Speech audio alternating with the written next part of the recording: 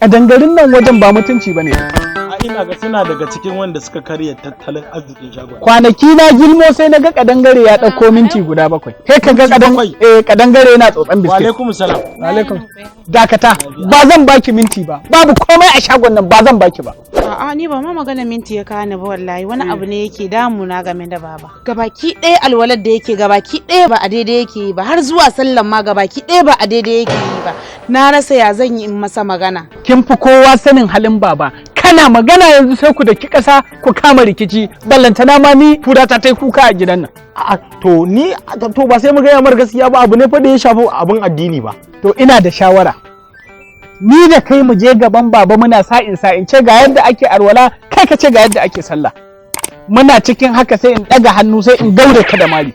Kai ba zai yi ba. Ba zai taɓa yi ba. Mari ɗaya dai. Dariya kike mu? Mu je ina gaure ka da mari sai ya fahimci abin da muke da gaske. Ni ba za a mare ni ba, sai dai ka kawo wata shawaran daban. To abin da ya kamata na gane, mu je muna rikicin in ce ga yadda ake alwala, kai ka ce ga yadda ake sallah. Babanmu mutum ne mai basira, zai fahimci me muke nufi, zai gane. To na yarda da wannan shawara, na yarda da shi. Bari in kulle shagon. Kanwar mu ce fa ka rufe shago kuma.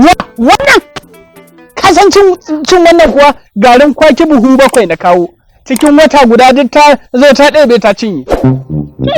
Wannan in tana cin biskit yadda ka san bari na tsotsan minti. To amma an banda kai ma duk wani abu mai mutunci a shagon nan ka cinye shi.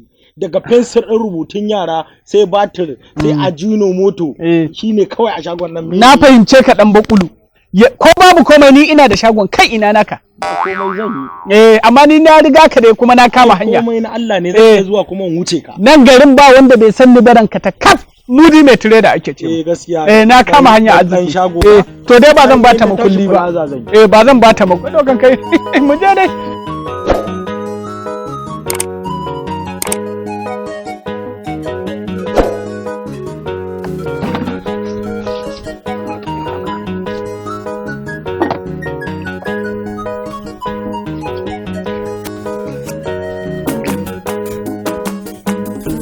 Aikin banza aikin wufi, kai baba kai kake daurewa yaron nan gindi, ba zai taba yiwuwa ba sai in buge shi in buge banza.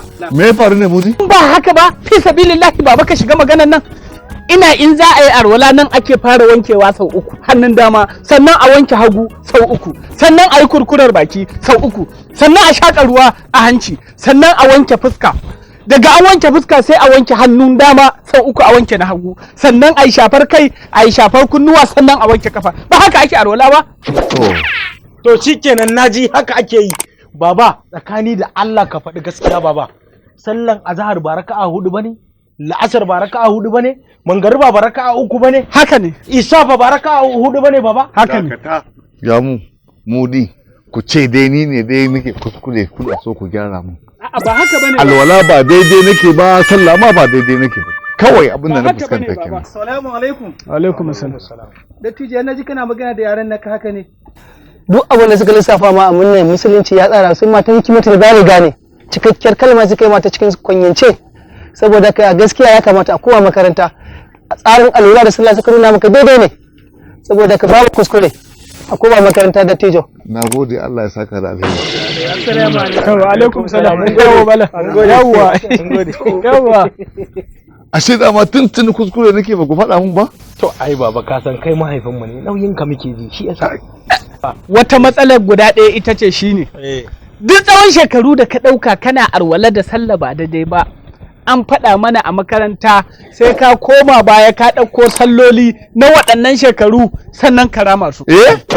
In ba haka ba kana mutuwa wuta za a sa ka tsindin. Yanzu ni ne kake cewa za a sa a wuta?